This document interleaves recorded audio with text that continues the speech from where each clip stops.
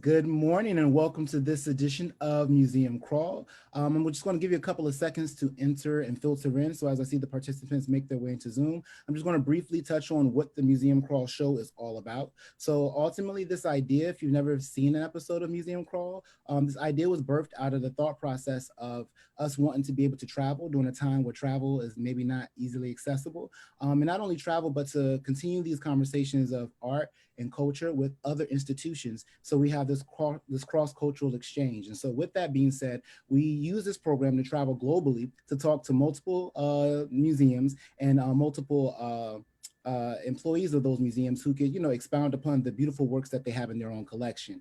And today we're in for a special treat because we're talking fashion, and I love fashion. And being an artist and someone who loves fashion, there's a saying that says, fashion you can buy, but style you must possess, right? And I think the only way to really possess style is to learn the history of style, to learn the history of fashion, to learn where these things come from, and why they are the way they are. So with that, we have a guest from PIM Museum, also known as Peabody Essex Museum, located in Salem.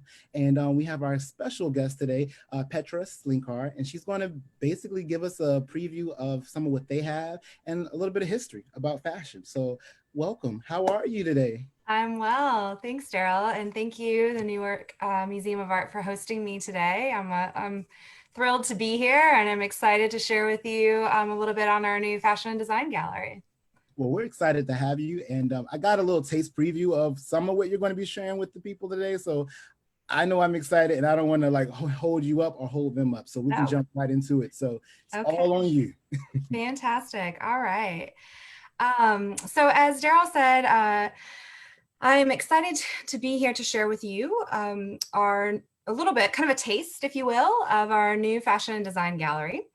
If you don't know, the Peabody Essex Museum is located in Salem, Massachusetts, and you can go to the next slide. And that is truly in the heart of downtown Salem. We occupy a very prime location on Essex Street, which is our main boulevard. And you can go to the next slide. And the history of the Peabody Essex Museum is really long and complex. And in fact, one of my colleagues just released a book called Collecting the Globe, which is an excellent resource if you're looking to learn a little bit more about the history of this particular institution. But what is so unique about it is that we are the oldest continually operating museum in the United States. We were founded as part of the East India Marine Society, which was essentially an organization of ship captains that circumnavigated the Cape of Horn and the Cape of Good Hope. And part of their charge was collecting objects and bringing those objects back to Salem in order to share with our residents and use in education. So this is a look at one of the displays from our past. And if you go to the next slide, this is a view of the Essex Institute, which is another organization that was based in Salem, that was essentially founded as a historical society, collecting the history of the people and the moments in Essex County history. And in 1982, those two institutions merged to form the Peabody Essex Museum. And with that, if you go to the next slide, we have had a really long and interesting history of showing objects that represent cultures and practices and people from all over the world. I show you this slide specifically because, one of the challenges that I think that we face as an institution such as ours is, learning from our past and learning from the ways in which we have sort of put objects on view, if you will. And what are we saying when we, as individuals within a culture, within a society, put objects made by a culture that is different than ours on view, and how can we be better as we continue to learn, from practices of the past, from mistakes that have been made, or learning from one another. So if you go to the next slide, the Peabody Essex Museum, as I said, has a really long history. And with that, we have expanded several times. So the center unit that you see, the building that says East India Marine Hall on it, is our original museum, if you will. It was erected in 1825, but the society was founded in 1799. And on either side, you see two editions that were made at various points in time. The 2019 edition is really the one that I'm here to talk to you about today. And it consists of three main galleries, one dedicated to Asian export art. And we are quite fortunate that we are one of the only institutions in the United States that has a dedicated collection for Asian export art. Maritime art, which of course in a city like Salem is, essential, and it speaks to the heart of the founding of the city. And then fashion and design, which was really kind of a new concept for PEM to embrace in the way that we did. And we actually occupy the top third floor of our new wing. And if you're looking for information on the new wing or images from the museum overall, I welcome you to check out on social media the hashtag #NewPEM. It's a great way to kind of see and dig into some of the ways in which we have been engaging our new space. So if you go to the next slide. I show you this slide because this is a really special object in PEM's collection. It is Ku, the ancient Hawaiian god. And the reason that I show you this in contrast to the previous slide that I just showed is because this is, Ku was reinstalled in our museum in 2019 to commemorate our opening, well, not to commemorate, but in part of our opening of New PEM. And here you see a delegation of Hawaiian dignitaries and individuals from the Bishop Museum who were there invited to properly install Ku in his place. And, I think that this really sort of speaks to how we're trying to move forward. This was an initiative that was led by our curator of Native American and Oceanic Art, Karen Kramer, who is also the director of our Native American Fellowship Program. And one of our fellows, who is from Hawaii, Kamawala Werner, wrote a fantastic blog post on this installation if you're looking for more information. So if you go to the next slide. So one of my charges when I arrived to PEM, I've been at PEM for 2.5 years, was to help a team of individuals foster and install a brand new to us, and in a way to a lot of museums, a gallery solely dedicated to the discussion of fashion and design. And I am a fashion curator by trade. I have learned a lot about design since I've arrived at PEM. But one of the things that we really needed to kind of address head on is this idea of how do you define design? And for a lot of people, the image that you see on the screen does define design, particularly in the United States. We think about, mid-century modern design or contemporary design. But PEM's collection does not support that kind of design, and it doesn't support necessarily that kind of exploration. And the image that you see here, which is a Linda Evangelista on the runway wearing a Chanel ensemble by Karl Lagerfeld from 1991, is a part of our collection and is on view in our gallery, but this is also typically the way that people tend to think about fashion design as well. And again, while we do have some very wonderful high-end pieces, this isn't necessarily the heart of our collection. You can go to the next slide. And so thinking about design and the way that our collection really supports this exploration, we adopted this idea that, we are designing creatures and that essentially design is all around us. And you can go to the next slide. And looking and thinking about design in this way, we've sort of broke it down to three main tenets, and that is that we design for our bodies, we design for our environment, and we design for our society. So this is really the first view that you're getting of our fashion and design gallery, and you can see that it is truly a combination of clothing, textiles, and decorative and industrial arts. And so, this was a big concept because PEM's collection is enormous. Like the Newark Museum of Art, it also includes, taxidermy, fossils, minerals, ship models. I mean, it really is a tremendous and fantastic collection. But with that much kind of opportunity to dig in comes a lot of challenges too, because you want to be thoughtful about the way that you pair objects with one another and the kinds of stories that we want to tell in a cohesive manner. If you move to the next slide. Another interesting, I would say, aspect of our gallery is that PEM is also quite fortunate to house Iris Apfel's clothing collection. And you can go through these slides. And this is a wonderful responsibility and a fantastic opportunity to be able to share her story. And we knew that we wanted it to be a central component of our fashion and design gallery, but we also needed to be able to look at Mrs. Apfel's story and think about her role as a designer, her role as an individual in fashion, a fashion icon, if you will, and how that also melded with our collection at large. And so one of the ways we started to think about her is that this idea that design is really your whole life. So for Iris, it isn't just about the clothes that she wears, but it's also about her company that she co-owned with her husband, Old World Weavers, which was a textile company where they traveled the world over, working with artisans in various countries to create textiles that they were unable to find in the United States. And as a result of that, they went on to do the interiors of 9 different sitting US presidents, and along with a variety of other celebrities. And, and so it's not, I think Iris is now known for having this fabulous style and this fabulous presence, but truly, interior design was where her focus was for so many years. You can go to the next slide.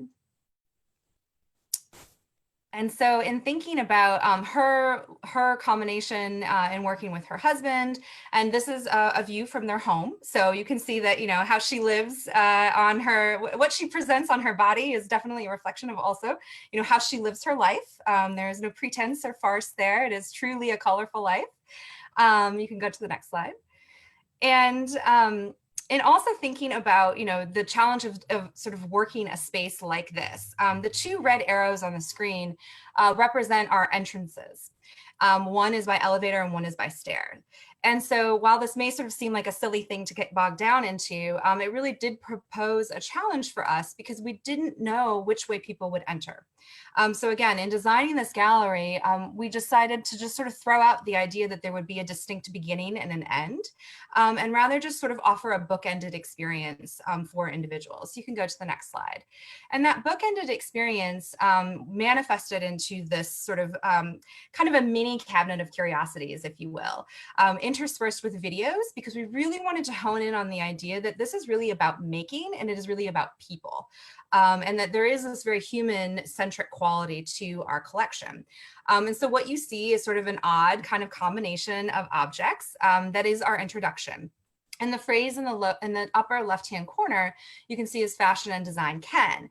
And so each of our following sections, in a way, instead of telling you, this is good design or this is bad design, we're simply offering you an opportunity to make conclusions on your own, but also sort of explore all of the different ways in which fashion and design can.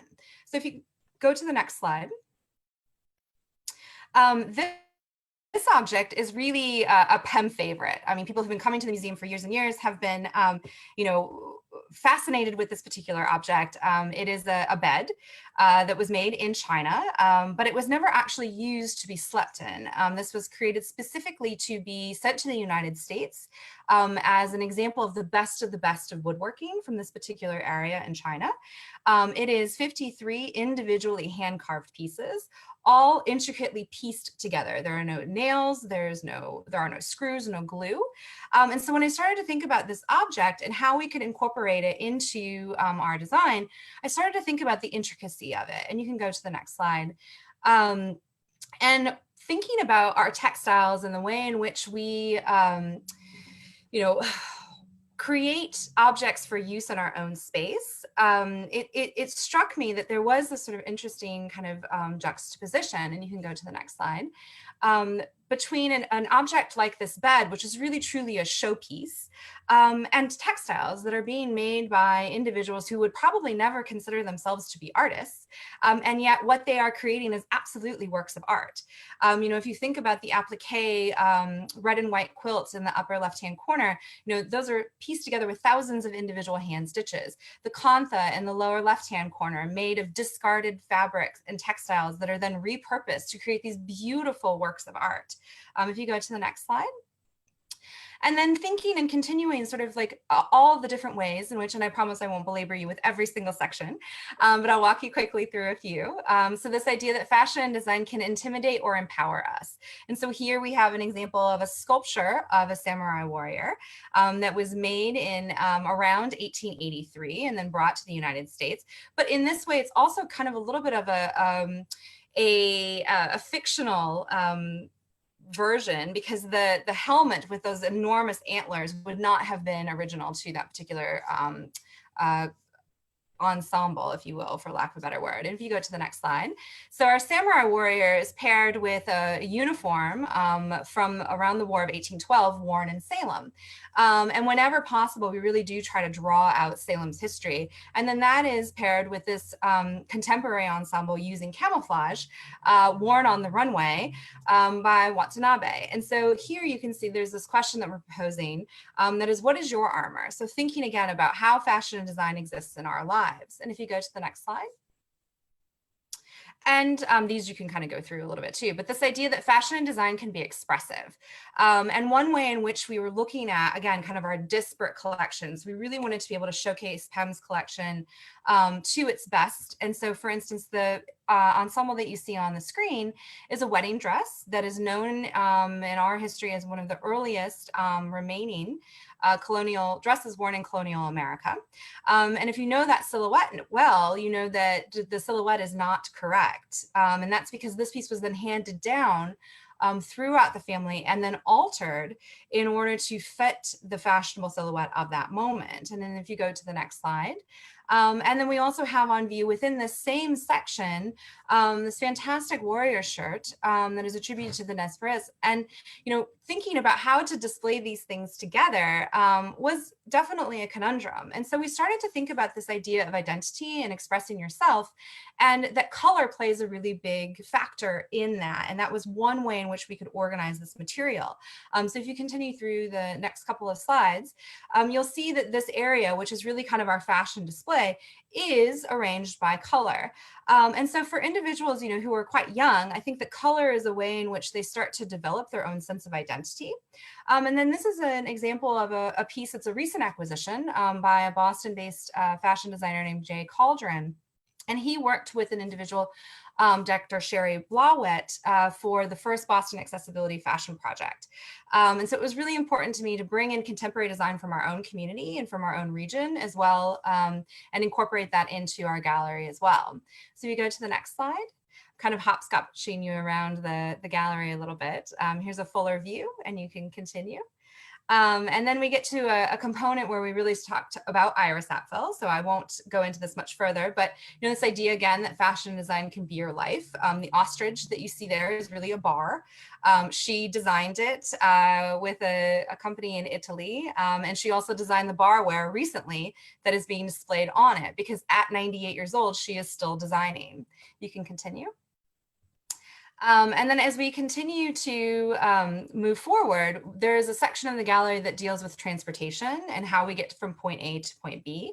And one of the things that I was talking to Daryl about earlier is that, again, thinking about the lens through which we promote and showcase this material, you know, what is it about human beings and our desire to create? You know, we might be using different materials, we might be using different techniques, but ultimately the purpose tends to be very similar. So in this way, I really see the Fashion and Design Gallery as this opportunity for us to sort of see how we have throughout history and from culture to culture really are, you know, so alike in our innate desire to create for form and function. So these, I won't go into a lot of detail, but these are some of my favorite objects in the gallery. They're forcola or oarlocks, and they're used for gondolas. And to me, they kind of very succinctly represented these different tenets that we were trying to get at in the gallery. And if you go to the next slide, the crook in which the forcola are made holds the oars for a gondola, and it, depending on the position that you place that oar, you can row forward or you row backwards. But they are hand carved by who is now unfortunately deceased, but who was once the preeminent forcola carver in Venice, but that each one is also specifically designed to represent the gondolier or the family of the gondolier. And so when you see a row of boats, you instantly know which one is yours by looking at the design of the forcola. And you can go to the next slide. And then thinking about how fashion design can support us. And this really started as a section talking about power and this idea of, who gets to sit, what are the scenarios and the moments in which people, are welcomed into a sofa that you see here in the center of the screen. But also, again, not trying to dictate to someone, whereas for me in my house, it could be a totally ugly, lazy boy that I collapse into at the end of the day, because in my house, that's the best seat in my house. Whereas in someone else's house, it might look entirely different. And so this is an example of a throne or a chair of power that is currently on view. That was made in Zanzibar. And, so again, kind of thinking about what is the idea of royalty? How are we communicating these elements about us in our lives and throughout history? In this section, fashion and design it can either define or confine us. And this is a section that really deals with body modification and the idea in which we've, gone to great lengths to add artifice to our bodies, to tattoo our bodies, to wrap ourselves, to elevate ourselves, to confine ourselves in corsetry, all in the effort to be beautiful. And again, what that notion is really subjective from person to person. And then I think there are only 2 more slides. And we can skip the video, Stephen, if we want to launch into questions. I had a video included here just so you could kind of see things in real time, but I think I went a little over my time. So I encourage you to visit the Peabody Essex Museum's fashion and design page, where you can then have a virtual walkthrough of the gallery. And if we have time at the end, we can go back to that video. But I know that there are a couple of questions popping up, so I just wanted to be sure I was respectful of your time. Thank you. And thank you so much for that, Petra. I do want to make sure that for those who are watching, that you are aware that you can drop questions in our Q&A section. So if you're watching via Zoom, feel more than free to drop in your questions. If you have any questions for Petra or any of the pieces you just saw, you can submit them there. For those who are watching via Facebook Live, just drop your questions in the comment section and it will filter them to me, and we'll make sure that we get the answers to those questions for you.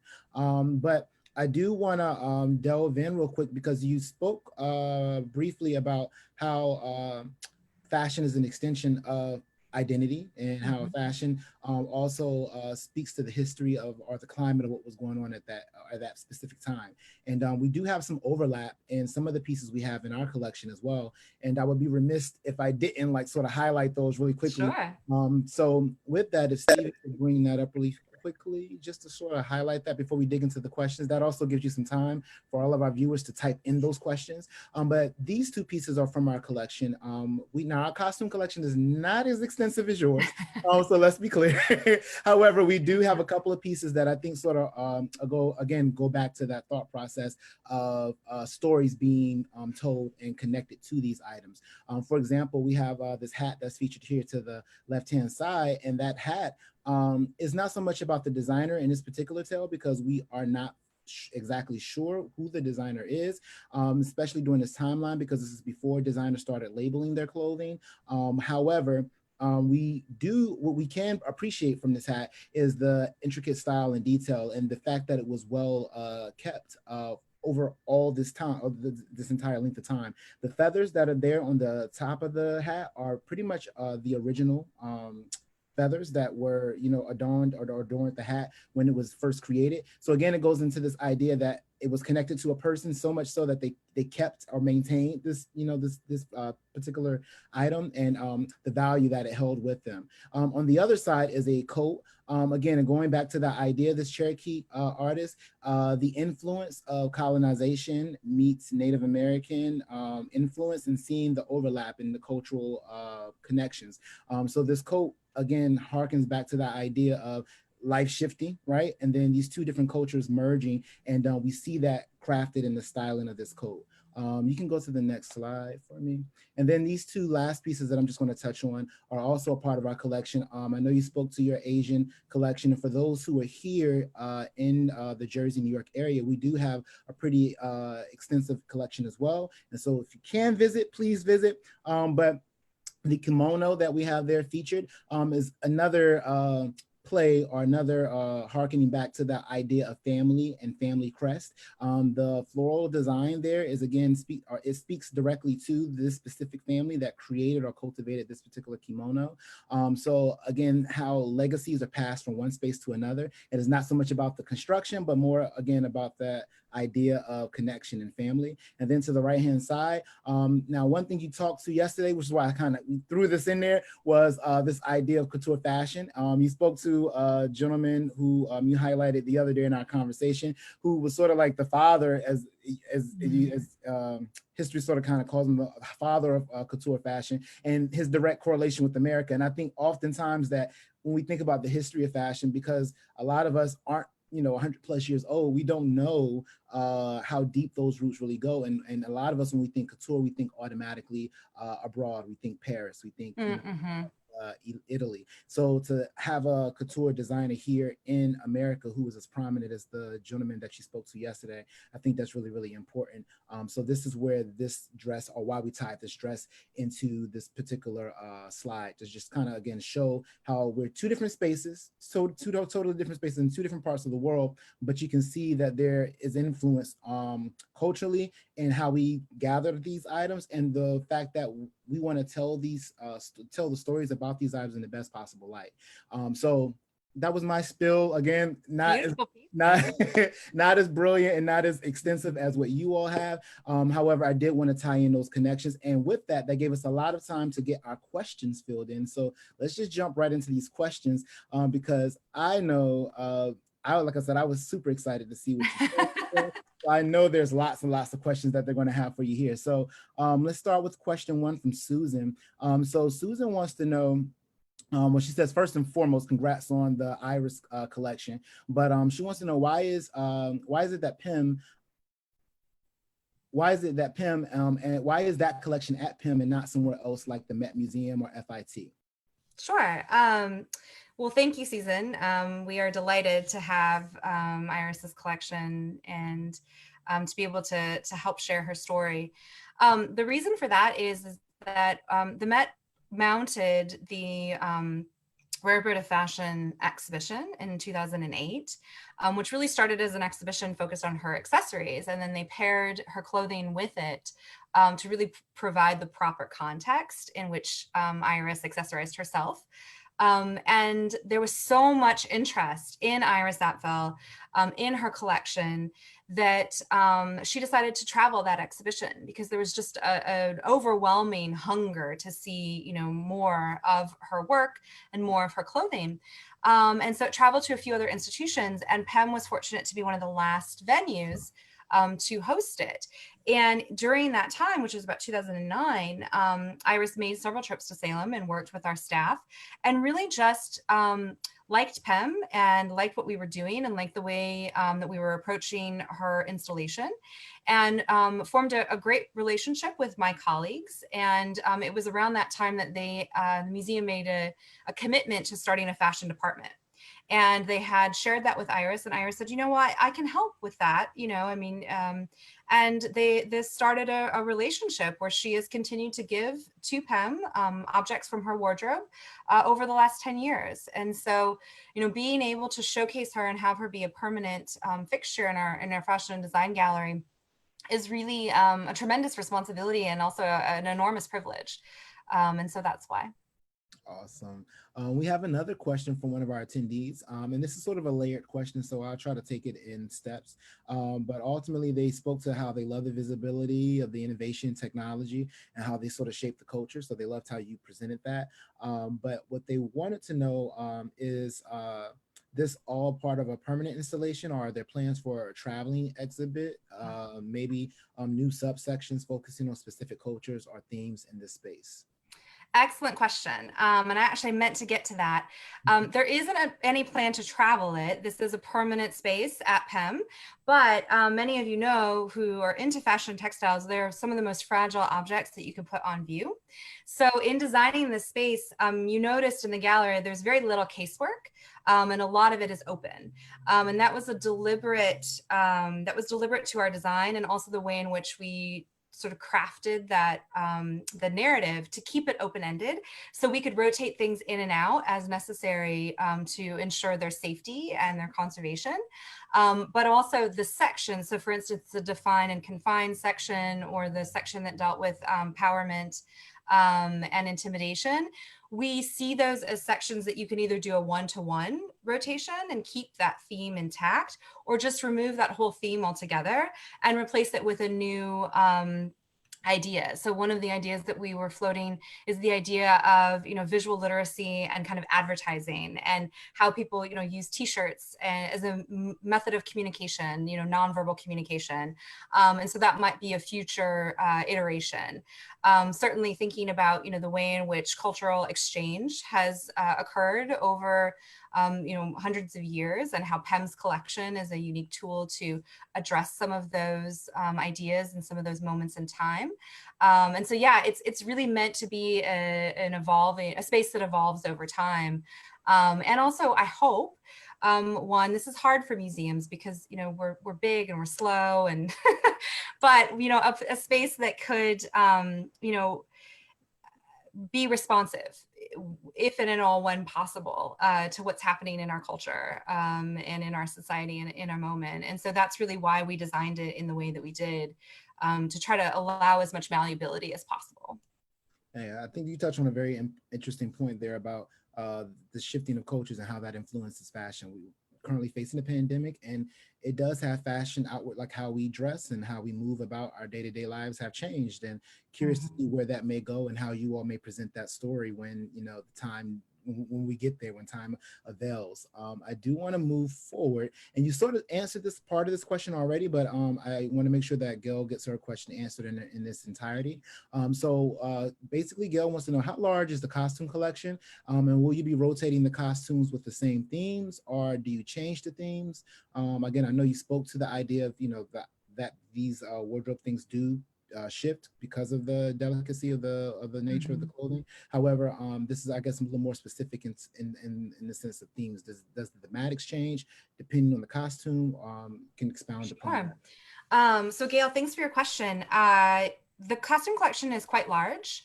And in part, it's because of that merger between these two institutions that both collected clothing and textiles separately. And then when they merged into one, we were able to, bring those collections together.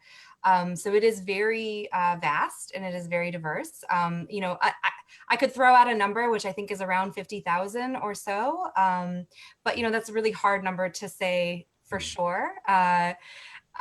We do have one of the largest shoe collections in the country, if not the largest. And in part, that's due to the fact that this area of New England had a really deep history of shoemaking in the United States. And we do plan to rotate things out. In some cases, it might be so in that fashion lineup where things are displayed by color. So for instance, the wedding dress that I showed, the colonial wedding dress, that is old and fragile. And so that will be rotating out soon. And so we're looking for, as simple as it sounds, we're starting with the color yellow and then sort of building out from there. What is the story? What is the history? How can we choose or select a piece that really helps support the narrative that we already have. But then in other cases, we will probably switch out entire sections and delve into a new theme.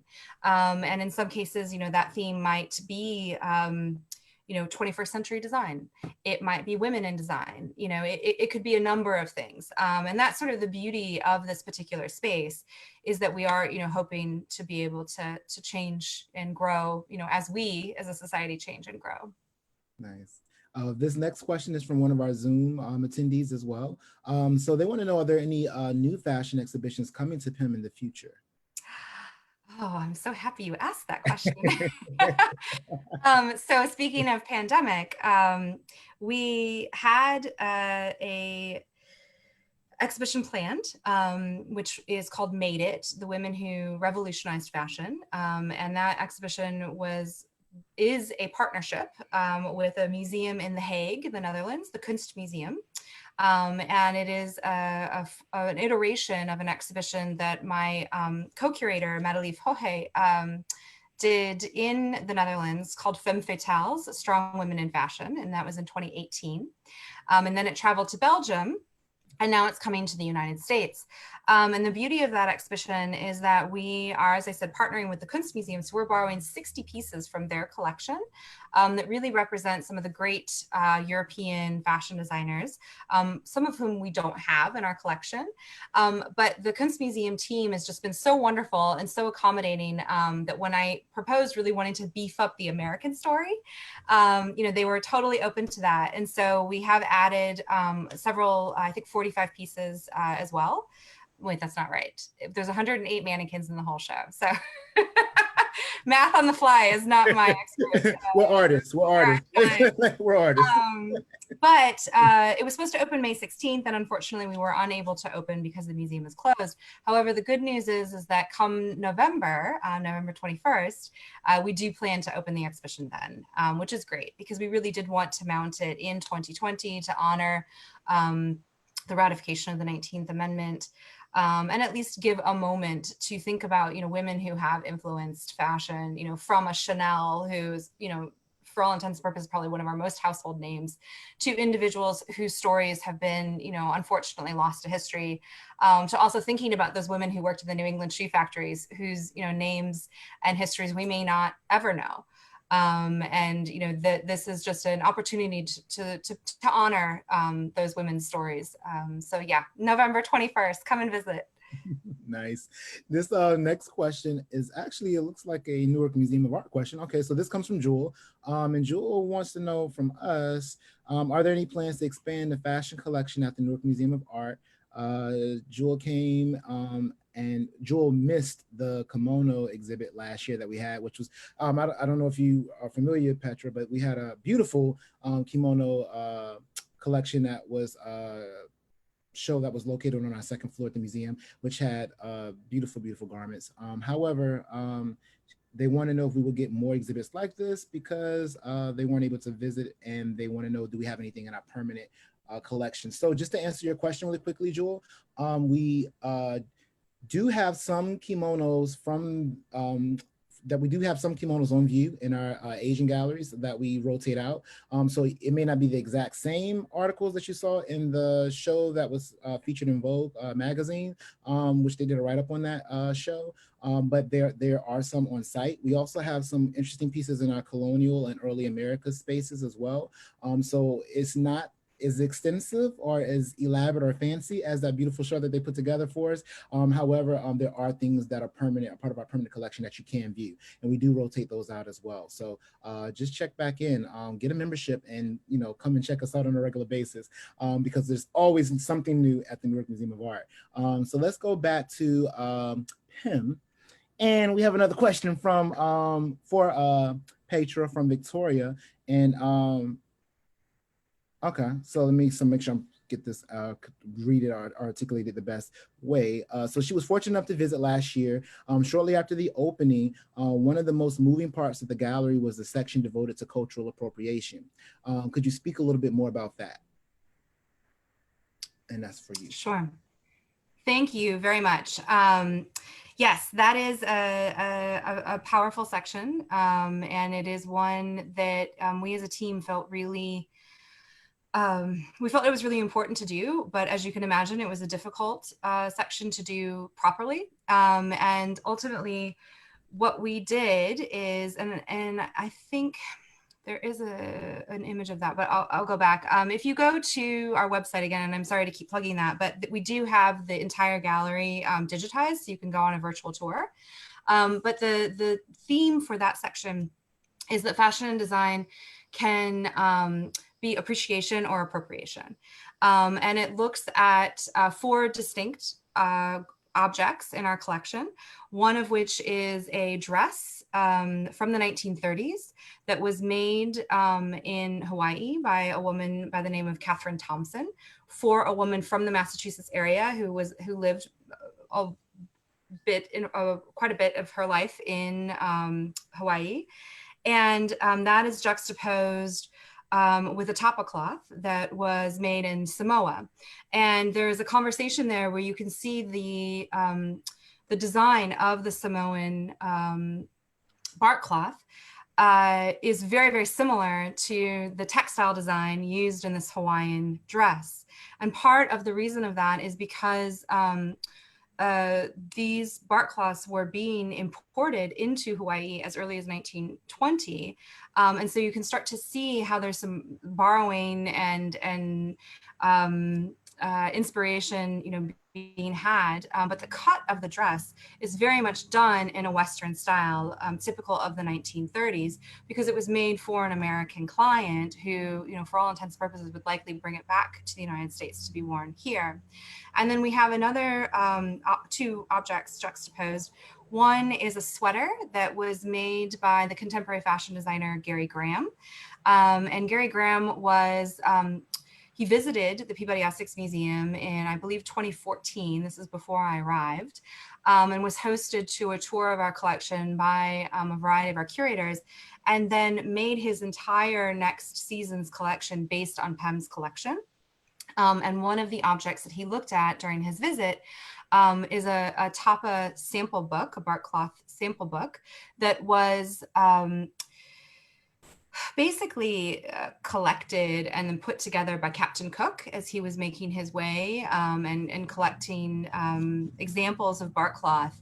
And so again, Karen Kramer, who's our curator of Native American Oceanic art, helped Gary, do the proper research and really thought about, is it appropriate for Gary to, make a sweater in the same print?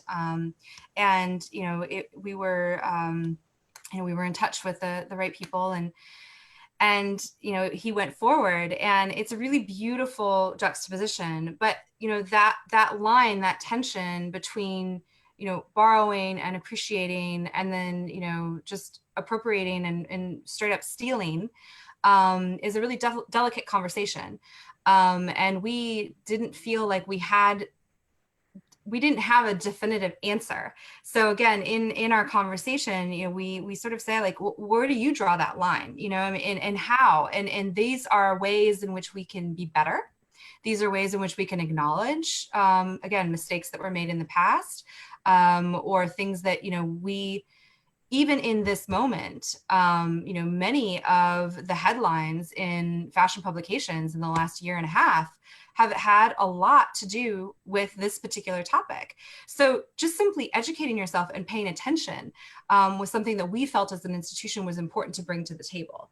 And to think about, when you walk away, how are you going to start to see things differently as a result of, being engaged in this way? So I appreciate you bringing that up. Thank you very much.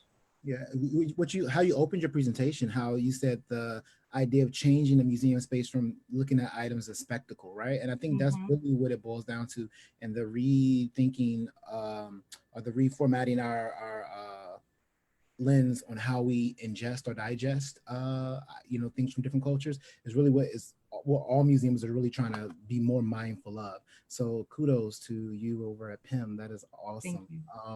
This question comes from Jennifer. Jennifer wants to know, so you posed the question, Petra, how does design support us?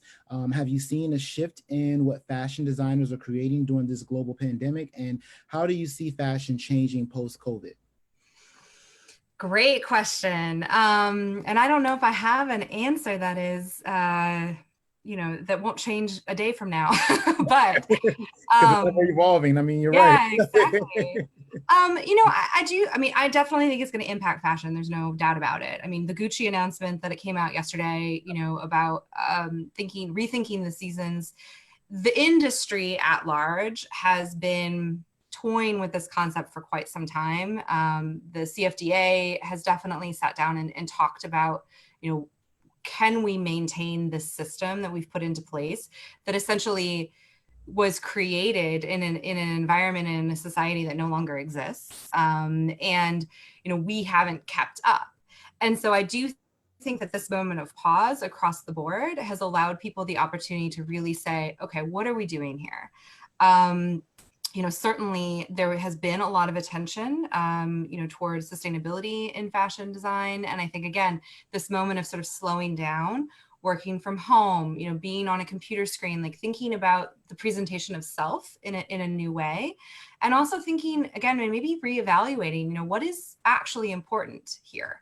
And is it, and in no way is this a criticism, but I do think that there's, a conversation to be had about, where are people putting their focus on material possessions and, putting their focus on making. There's an interesting, I think, resurgence and an interest in handcraft at the moment by individuals who either it used to be a part of their life and they lost touch with it, or people who are just picking it up for the first time. But I think there's something very kind of comforting about making in this moment. And I do see that having an effect on the industry in some way or another as we move forward. I certainly applaud all of the designers who, basically got up from their sewing machines, did a spin around and sat back down and readjusted their productivity and what they're making and focused on masks, focused on, garments for medical workers. So I do think that, I'm quite impressed. I'm quite proud to, for whatever role I might play in the fashion industry, which is much insignificant in comparison to other people. But, I like what I've seen. I think that it's a good thing. And I do think that, moving forward, I think we're going to see two extremes. I think we're either going to see a full-on embrace of sort of comfort athleisure, or we may see, that people are ready to don their best and, get a little fresh and be seen again. There's some interesting conversations about makeup and, lipstick, no lipstick, pumping up your eyes because of masks. But then on Zoom, I just think it's kind of, we're in this moment of incubation, and it'll be very interesting to see how it all shakes out. Even when you think about Fashion Week, being right next to New York City, I get the pleasure to go to Fashion Week pretty much every season. And I'm curious to see how that's going to present on a runway. Is there going to be a runway? Is there going to, how we digest or consume fashion? So I'm curious with you. I'm very, very intrigued to see how this all plays out. David just wanted to shout you out and say this was a very interesting presentation. So I just wanted to make sure I Thank you, David. Give it some love. We have like 3 more questions as our time is winding down, and I'm gonna knock those last 3 questions out. So this one is another Zoom attendee, and they basically just sort of like flabbergasted. 50,000 objects. They're like, wow. So do you find that the materials in the fashion and design collection are new or different materials for your conservation department and other staff to tackle? And particularly, or more specifically speaking to all the plastic and novel combinations that are probably incorporated in Iris's collection specifically. So. Great questions. Yeah. Well, so I'm fortunate because PEM's approach to collecting, and I would say to presentation as well, is really interdisciplinary. So while I say we've got about 50,000 objects in the textile fashion collection, part of those objects belong also to our present tense initiative, which is our contemporary collection or our Native American collection or our Asian collection. So there are lots of opportunities for us as curators to come together and to think about display, interpretation, but also care. And we have a very small but mighty conservation team. And when necessary, we also contract out work to individuals in the New England area, everything from mount makers to textile conservators.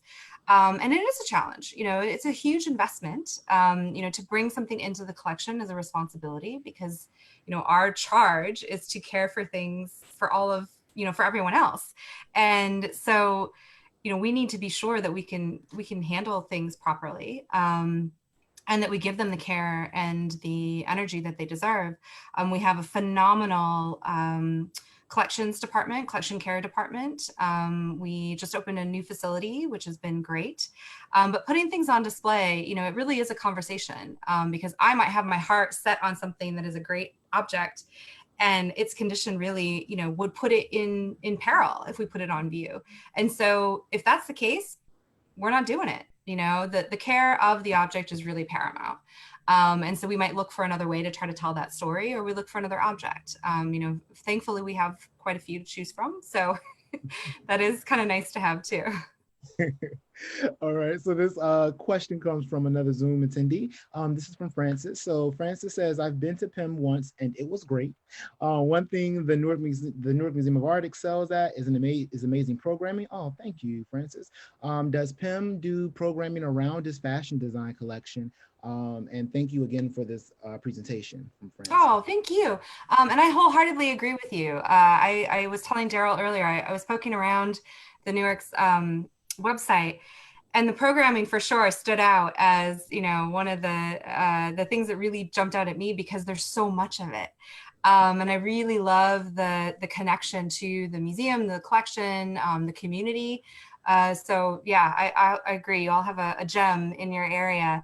And yes, we would like to program for the collection. You know, at the moment, I think the majority of our programming has been focused on exhibitions, and our space is really only 1 year old.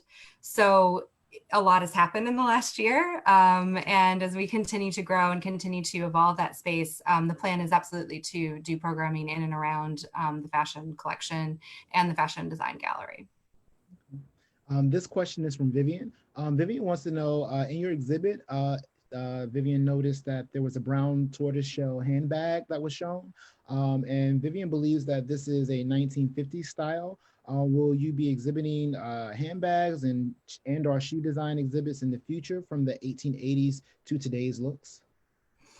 That's a great idea. Certainly. I think that as we move forward, you know, one of the things that as I'm getting to know our collection and getting to know, you know, our spaces, I would love to do a PEM focused exhibition on our collection. There's a lot of rich material there. And, you know, I think that that's a great idea. PEM was fortunate to partner with the V&A a few years ago, one to do a show on the hats of Stephen Jones, where we were able to incorporate some of our own hats in that display, and then also a shoe exhibition called Pleasure and Pain that they mounted, and we were able to incorporate some of our own collection in that. But doing a PEM specific collection exhibition would be a dream come true for sure. This question comes from one of our Facebook viewers. This is from Giselle. Or Grizel, I'm so sorry. And Grizel wants to know, how much does TV influence fashion? Being home for the last 3 months, I've caught up with shows I hadn't seen, like the Marvels, or the Marvelous Miss Maisel. I'm sorry. I fell in love with the 50s clothes. Would love to find that style of clothes in stores. So again, how much do you think TV may influence fashion and possibly your future exhibitions? No, that's a great question. I think that the relationship is it's definitely a symbiotic relationship. I mean, I think that, you know, fashion and television in those cases for sure are looking to history and vintage fashion for inspiration. You know, we are fortunate in the United States to have a number of really reputable fashion collections, everything from university collections to, you know, institutions like the Metropolitan Museum of Art and FIT, that are resources, you know, and they should be resources. You know, another show that you might be referencing, or if you haven't yet, you should, and that's Hollywood. And there's a scholar in New York City, you know, who was tapped to, you know, help advise the costuming for that series. And I think that the more input that you can get and the more specific you can be, the more authentic it feels. And that energy that you're feeling from the television screen, you know, of how these beautiful palettes come together and how these, you know, ensembles really help establish a character's sense of being. You know, that's the beauty of costume design. It is not easy. I have a lot of respect for costume designers.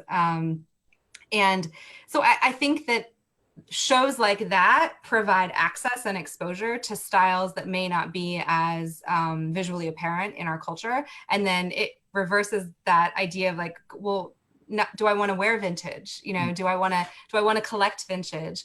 And certainly, you know, social media has been a huge tool in connecting dealers and wearers. You know, there are people who are doing tutorials on, you know, how to properly lace a corset, you know, what are the proper undergarments to support a 1950s silhouette?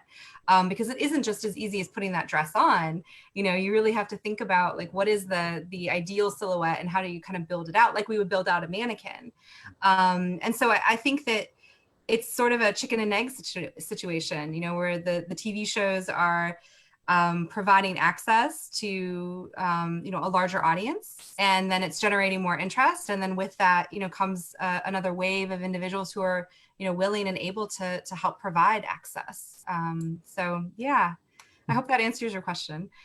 And interestingly enough, you actually sort of brought it full circle. It goes back to your presentation with that idea of confine or define, right? When we think about fashion and how, I mean, anybody who studies fashion, you know, every 10 to 15 years, it repeats. So it kind of loops over and you see influences from the past. So having more exposure or being able to touch or connect to some of those things that a little more readily we see the influencing, we see people jumping in, finding newfound interest in the way they identify and no longer feeling like they have to be confined to the restraints of what's happening currently. So I really, really love how, again, how fashion does, like she said, chicken and egg, you know, it comes full circle.